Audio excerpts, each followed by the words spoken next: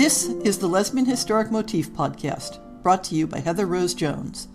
The show looks at lesbian and sapphic themes in history and literature, and historical fiction with queer female characters, including fantastic versions of the past. We present research, interviews, news of the field, book listings, and original historical fiction for your enjoyment. For even more historic research, check out our blog.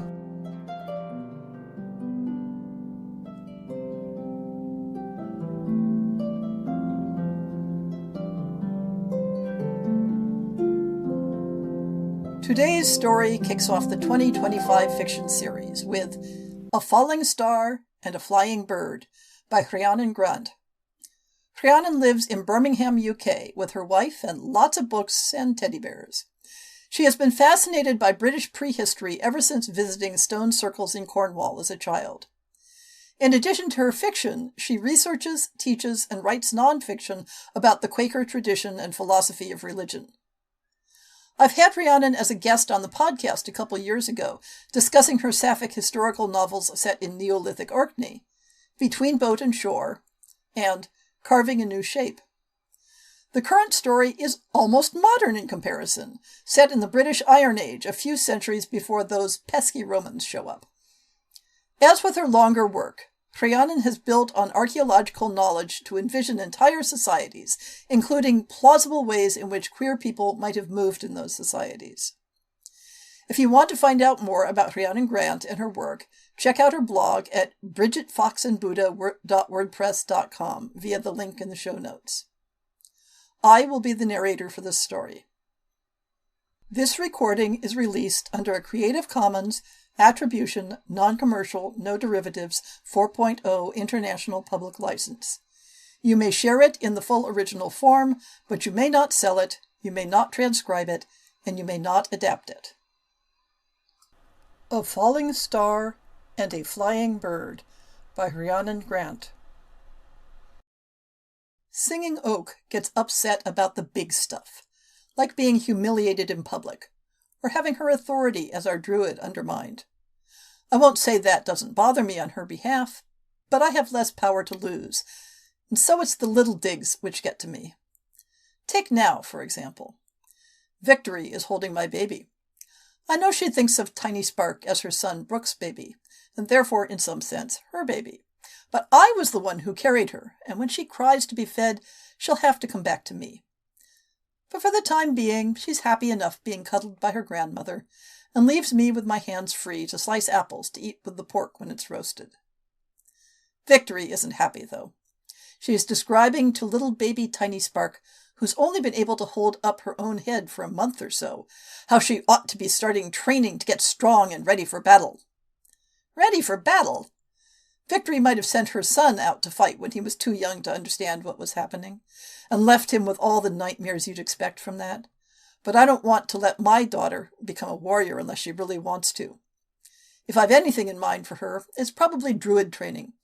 But who am I to say what the gods will give her? Such scruples about waiting for divine favor are important to Singing Oak. And although I'd be a bit more willing to hope for something specific, I also value the principle of waiting for a sign to be sure. Victory, on the other hand, likes to think she can make things happen. She brought her husband to her, a powerful man who fought well and died in the process, leaving her with the one child, a son who might have moved away, taking much of her money and all of his fame with him, if she hadn't arranged for him to get both a druid wife, who had already left her family, and a lower-class woman who wouldn't want to marry him. Singing Oak is the druid, and I'm the lower-class woman, by the way. Fortunately, I'm fond of Brooke in a general sense, and didn't mind getting pregnant. But I don't care about him enough to be longing for his attention all the time. Sometimes I wonder which would be worse, to love him less or to love him more. Since, in fact, I love Singing Oak dearly, and she loves me, and Brooke loves riding out to be alone, we're all pretty happy when Victory isn't trying to tell us to do something different. Silverwheat? It's Singing Oak, and it sounds like it's not the first time she's asked. I blink and turn to her with a smile. I asked if you saw something in the fire. You were staring. I'd been resting my gaze there in an effort not to scowl at Victory, or worry about whether Tiny Spark was going to remember any of the nonsense she was hearing. So I shook my head. No, only the logs burning. You were miles away. Thinking about something else. I made myself refocus on the apples in the bowl, slicing another one open and cutting out a maggot. How are the stars? Did you see better from the rampart? Yes, but there's nothing new. Singing Oak sat down beside me and watched the young man who served Victory as he turned the meat over the fire. The smell was filling the air now, and every mouth in the village would be watering soon. I did see Spot tethered up to graze, so Brooke must be back. People gathered, and we ate. It was one of those clear autumn nights when you can feel the winter's cold beginning, without it being sharp enough to stop you sitting around. Victory handed Tiny Spark over to Brooke, and she was fussing in his arms, trying to look around at however much a little baby can see. Singing Oak wasn't finished with the stars, and took breaks from her meal to watch the skies. Beautiful though she is when she's thoughtful, almost like one of the goddesses she's trying to understand, I kept myself focused on trying to get plenty of food before Tiny Spark came back to me. So it was that Singing Oak saw it first. She said, "Look!" and we all turned. Burning through the sky was a star. It looked like a ball of light, and it flew over us for several breaths before it winked out. It was very bright, much brighter than the evening star, which we could see not far away from it. "I thought it was coming towards us," Brooks said when it had gone dark.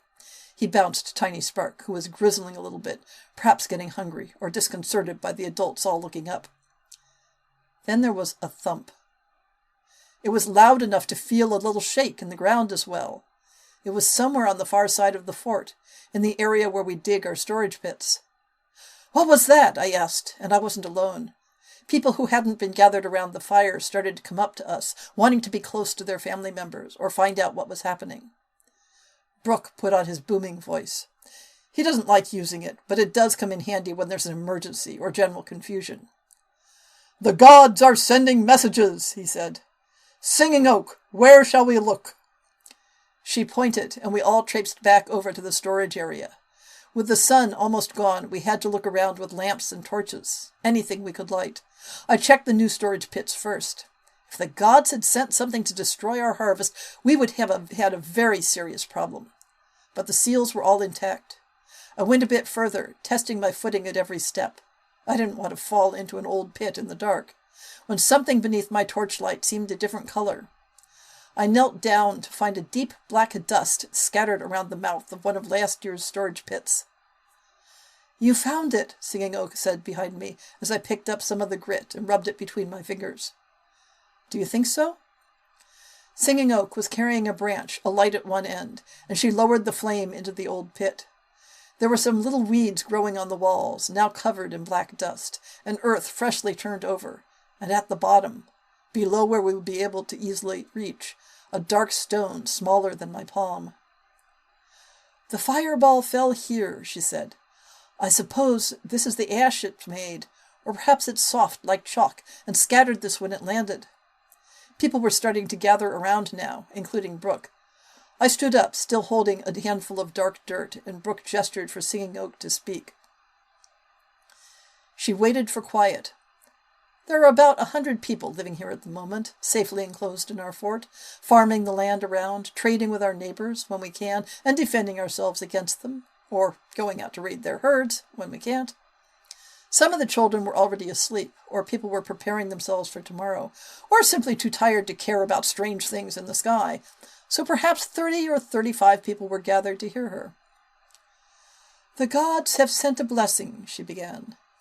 There were a few murmurs in the crowd, a few deep exhalations as people heard that and welcomed it. Any sign could go either way.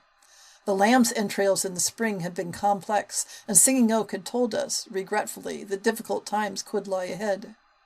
There had been more rain than usual in the summer, and the fields had turned golden later than usual, making it a rush to get everything cut and stored before the days started getting too short.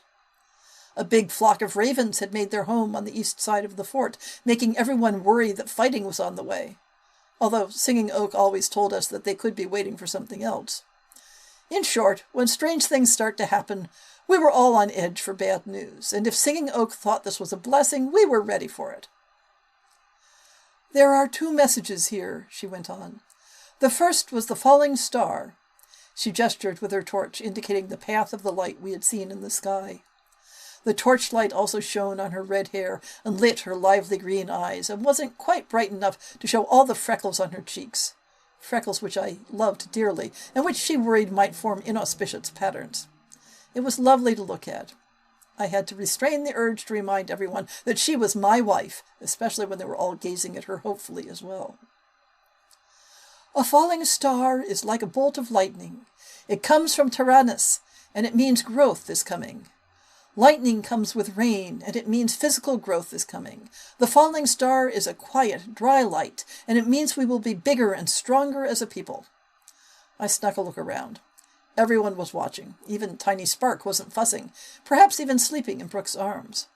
Singing Oak's voice had the power of authority, and the mention of Tyrannus, her patron deity, probably helped. She had full authority to interpret his oracles. The second message is this stone and dark earth come to one of our old pits. She paused, and someone took the opportunity to call out, "Is it the falling star? Is it a star that landed?" I knew Singing Oak well enough to see her trying to decide about that. On the one hand, this thing had hit the ground so soon after the light in the sky, it seemed they should be related. On the other hand, it looked like a stone. Whatever made stars glow, it didn't have it. Slowly she said, "Perhaps a piece of it. If a star is like a lamp, perhaps this is part of the frame." Victory frowned. "I'm not sure," she started. I glanced at Brooke, in case he was about to speak, but he bent his head to check on Tiny Spark and avoided getting involved. "The mystery of the stars is far beyond us," I said. "Whatever fell, our question is about what the gods are telling us, not where it came from." "Wouldn't you need to understand the origin to grasp the message? What if this fell from the sky and not the gods?" Victory asked. She was as pious as you could wish for, and sometimes more pious than I could stand when the gods were on her side, and could be an outright atheist when they weren't. "Singing Oak, what does your wisdom tell you?" In pausing, Singing Oak had risked losing the crowd. The bickering had given everyone a brief distraction. Now she was ready to take her cue from me. She adjusted her shawl and said much more firmly, "This is a blessing on our harvest. We've seen two signs, the falling star for light and the stone for soil. The gods have sent it to bless even our old pits. Our new pits will be full and safe all winter, and we will have plenty of bread. We are safe and well." Everyone cheered, perhaps not as loudly as they would when that phrase was used in our springtime rituals, but enough to show that Singing Oak had convinced them. She walked through the crowd towards the living quarters, torch held high, and people turned to follow her as she went. Brooke and I ended up at the back. Tiny Spark was mewling, and once we were back on solid ground, I opened my tunic to feed her. It's not easy to walk at the same time, but sometimes it's better than waiting until she screams. "I'm sorry about my mother," Brooke said. I shrugged. It's not really his fault that she behaves like that. Even if it were, he should be apologizing to Singing Oak, not to me. I didn't say that, though, because the whole messy ground of their marriage arrangement and its ending, and my role in everything, has been plowed over so often that while there are very few stones left, it's also hard for anything to stand still long enough to grow. Instead, I said, "I wonder if there will be another sign." And when he glanced at me questioningly, I added, "Things come in threes, you know. Singing Oak says that sometimes. 3 great blows, 3 sad stories, 3 famous weapons." "A triad of signs," he said, echoing the formal phrase. "But if there is a third sign to come, Silverwheat, what question will it answer?" I thought about that when I couldn't sleep that night. Singing Oak was curled around my back. I could tell from her breathing that she was already asleep. We'd been too tired for more than a hug and kiss when we finally managed to get Tiny Spark to settle, but at least we were tucked safely into bed and behind the blanket which separated our sleeping space from Brooke's. Sometimes I thought about how in this woolen cave I was surrounded by the hard work of many hands. The blanket on the bed, of which Singing Oak was currently using more than half, I had woven myself in my mother's house, using wool she had shorn from my father's sheep. Although I enjoyed having food every mealtime and not relying on gifts from neighbors who were equally likely to be going hungry in the difficult parts of the year, I missed the laughter of my family. The brightly dyed hangings, which helped to keep the fire's warmth from escaping through the wattle and daubed walls, were Victory's work, perhaps aided by Brooke at times, and had been in use since her husband was alive. We'd washed the smoke out in summer, and been surprised by how much difference it made to the colors. Of course, when I tried to make a joke about it, Victory had been offended. I never did work out why, other than that I was both socially inferior and funnier than her, and thinking about them now reminded me how difficult I find it to live here. Hanging from a roof beam was a blanket which might have been used on the bed, except that Singing Oak had chosen to use her work to separate herself from Brooke rather than join him. I was glad to be on the same side as her. I couldn't really see the blanket in the dark, but I knew it carried patterns representing her own name, Oak Leaves, and that although her parents had encouraged her to embrace her marriage, it didn't have so much as a shade of blue, let alone anything suggesting a brook. I wondered again, as I often had, whether the situation hurt her more than she let on. Druids and the sons of queens can do almost anything they like, but they can also be put into positions they don't like without being able to see a clear way out. People like me have even fewer options, unless the gods see fit to give us some. I was indeed surrounded by the work of many hands. It turned out that on closer inspection, there were also reminders to the ways in which I felt trapped. Singing Oak sighed and shuffled, unconsciously seeking more of the warmth of my body, and I gladly snuggled into her. Trapped, in this case, also meant loved. I liked being with her, and where else would I go? Come to think of it, that would be a question worth divining. What choice do I have? The gods don't usually bother to answer that sort of thing. In the absence of signs, I considered the things I could think of for myself. Stay and spend every day swishing my tail like a horse, trying to flick off a fly, which comes back over and over again. Leave alone and go hungry, either as an extra mouth trying to make myself useful in my parents' house, or searching for whatever work I could do, or taken in by someone who wanted my body, or maybe enslaved. It didn't seem appealing, and I'd miss Singing Oak and Tiny Spark. And Tiny Spark would have to be found to wet nurse, or she'd go hungry too. Not that taking her with me would make anything easier. Maybe in an ideal world, we'd stay and she would go. I pictured Victory riding out of the gates of her own free will, but I knew it would never be a long-term arrangement. She's too attached to the hill fort, and the people here are too proud of her and her lineage. I briefly considered murder, but even if the gods would smile on something like that, there are the practical challenges like sneaking up on her at a vulnerable moment and dealing the death blow, hiding my guilt, and burying the body. It made for some entertaining images, though. Perhaps I drifted off to sleep with this in mind, because when I woke, I had another picture. Singing Oak and I rode out from the gates with Tiny Spark on my back. I didn't know why, and I immediately dismissed it as unrealistic, but I liked the idea. I'd woken because Tiny Spark had woken.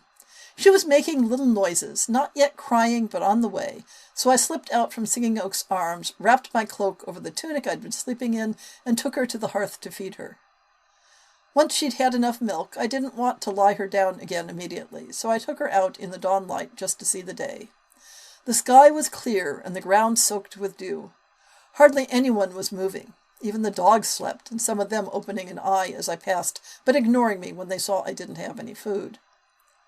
Slowly I walked down the main path through the fort, away from the great wooden gates and towards the far side where Shining Oak goes to commune with the gods. There's an oak tree there, which Brooke curses sometimes because it would block the view if we were attacked. But it would be ill luck to fell it, when so often the ravens which rest in the branches have served as the gods' mouthpieces. Some of the ravens looked around as I approached. Not wanting to disturb them, or the people who would hear them if they started shouting, I stopped a good distance away and turned to the east. The sun was just appearing over the ramparts. Our good earthen slopes, topped with a wooden fence, are intended to hamper a raiding party or a group of warriors, but they also slow down the sunlight. Tiny Spark fussed a bit, not yet ready to go back to sleep, nor awake enough to look around, and I rocked on the spot while she settled again. I watched the wisps of cloud over the sun and wondered what they meant. I didn't think any god would speak to me, but perhaps a goddess would leave a little trail of clues I could use to work out what to do. Did I have a choice I hadn't seen? A raven flew past me. Watching, I expected it to go off into the fields, or perhaps toward the houses, where they would take dropped wheat grains from which the dogs spurned. But the raven landed on the ground, almost at my feet. I stopped moving. Fortunately, Tiny Spark was quiet. The huge black bird walked a few steps, ignoring me, although it was less than an arm's length from my feet. It stuck its beak into the grass and came out with a beetle, which it crunched down. I breathed in, and perhaps I made some other noise, because it cocked its head to look up at me before spreading its wings to fly away. I felt the wind as it left the ground, climbing into the sky in an unhurried, deliberate way. I wished for Singing Oak to tell me what that meant. Then I wondered what it meant to me. The ravens are associated with Brook, as our king, but also with our people here. We'd been close enough to touch, the raven and I, but it had flown away, so that I couldn't follow. It could have walked, as they often did when they searched the ground for food. Did that mean something? Did it mean that I should leave? Or that I couldn't? Or that the gods were close? Or that they were ignoring me? I tried to think of a story in which a raven flew away, but I could only think of stories in which there were forewarnings of battle to come, or gathered around the dead afterwards. They weren't hopeful tales, and I was pleased that they didn't seem relevant, although it didn't help me understand whether the raven's actions were a sign. Another cloud passed over the sun, dimming the light for a moment, then moved on. That was the second, and a third one followed behind. The clouds could be us. I looked for and found a small one just above the others to represent Tiny Spark. I wondered whether that could be a sign. The image from my dream came back to me then. Here was Tiny Spark's cloud, slightly above and to the left of the one I had chosen as my own. My cloud was following the one which might represent Singing Oak. But the first one I had seen, which had crossed the sun and drawn my attention, the one which was for Brook, had started to change shape. It was breaking up. Singing Oak's cloud could no longer follow it. I didn't see a cloud for Victory. The rest of the sky was clear. Not having a proper offering with which to thank the goddess for her guidance, I pulled a strand of my hair and let it fall to the ground. I tried to wake Singing Oak quietly, thinking that we could pack and be gone before anyone else noticed. But of course, she wanted all the details of the sign and to interpret it properly, and by the time I told her everything and she'd explained to me 3 reasons I knew nothing about the gods, even though I'd had a prophetic dream and an augury from birds and an explanation in the skies, Brook was awake and on the verge of telling Victory, and my plan was about to fail. "Wait," I said before he could get out the door. To his credit, he did wait, taking a seat by the hearth and beginning to stir up the fire. That was good. He'd need it to cook his own breakfast when we were gone. "The interplay between last night's signs and—" Singing Oak began. I think she heard me sigh because she stopped talking and looked at me. Really looked in the light from the refreshed fire for the first time that morning. "A god did speak to you, didn't they? I can see it in your eyes." "I think so," I said. I didn't want to be too set on it, although telling the story to Singing Oak had made me more convinced that it was real. "Yes," she said, slowly, considering. "You've always been special, observant, kind, open. You love me so well, and now the gods have rewarded you." That was putting it a bit strongly, I thought, although I didn't like to argue with her, and we were at risk of getting distracted.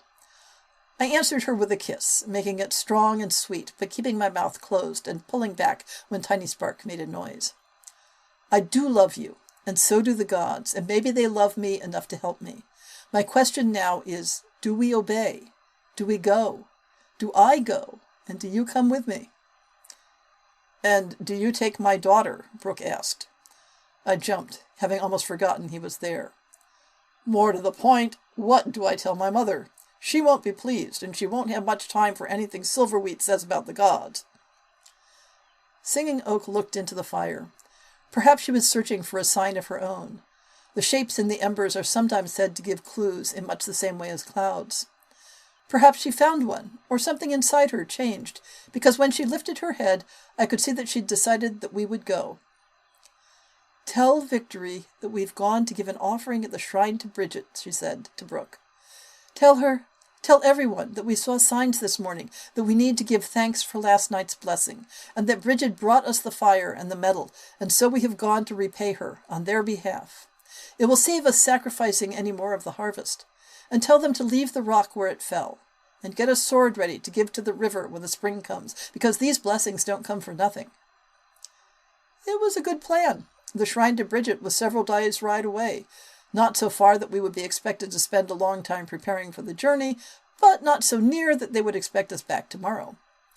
The other instructions would distract people, especially Victory, who loved the fine work of our excellent blacksmiths and resented it every time we had to kill a perfectly good sword and hand it over to the other world.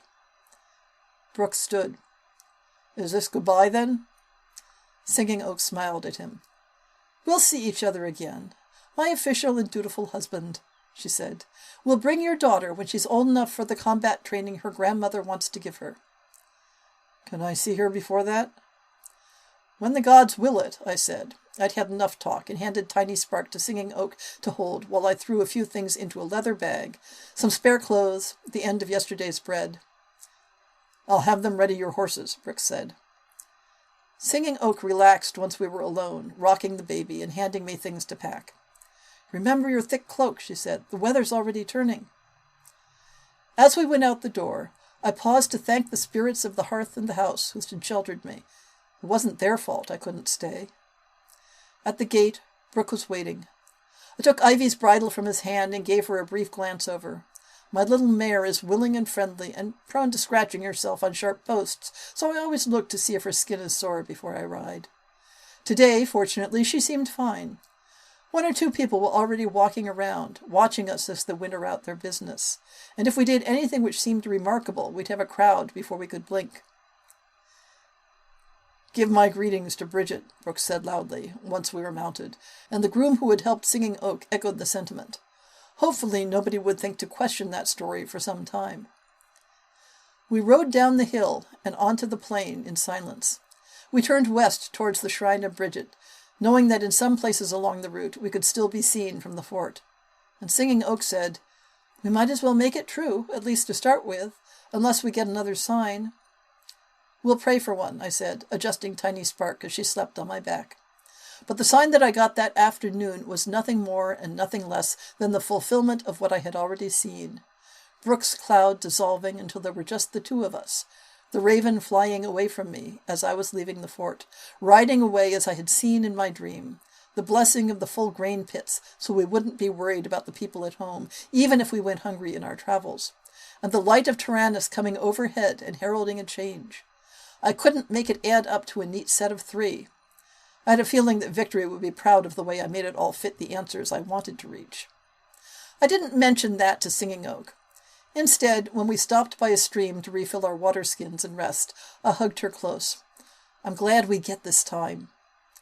"It's a gift," she agreed and kissed me.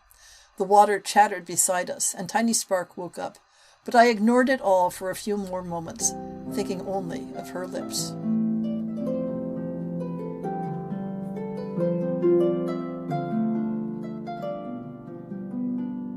I hope you've enjoyed this episode of the Lesbian Historic Motif Podcast. See the show notes for links to people and topics. Most shows will have a transcript linked as well. If you have a book announcement, a topic suggestion, or might like to appear on the show, please drop me an email.